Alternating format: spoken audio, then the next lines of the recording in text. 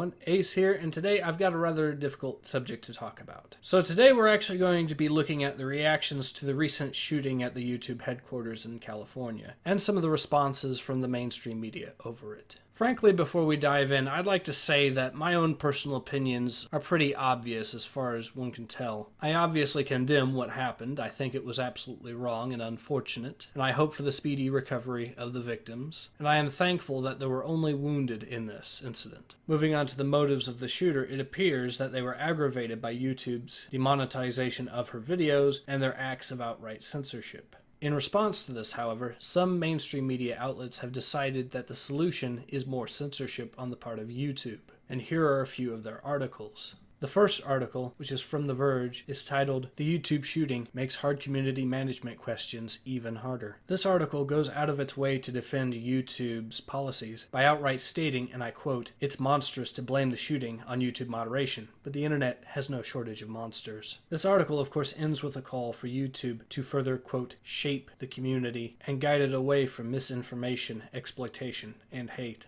While it might sound counterintuitive for Google and YouTube to further police their platform, it seems that this is actually going to be the case further down as well, as our next article explains. This article is titled, "YouTube's Plan to Fight Conspiracy Theories Only Exposes a Crisis of Authority," and it's written by Maclean's magazine. In it, we find that Google has a new plan to combat conspiracy theories on YouTube, and they plan on doing this by linking Wikipedia articles to the subject matter. While the more astute of viewers may realize now that this could very easily backfire, and this is something that the article very clearly states, they still ultimately support some action against conspiracy theory videos on YouTube, even going so far as to end their article by suggesting that merely having conspiracy theory videos on YouTube would result in a sickening and impoverishing of our democratic society. In all fairness, my thoughts on these two articles should be fairly obvious. I do not condone censorship on YouTube, and I do not condone their current demonetization policies. In fact, I would argue that the community itself on YouTube has actually done a better job of taking care of YouTube than YouTube itself has. Perhaps there should actually be less censorship and demonetization on YouTube.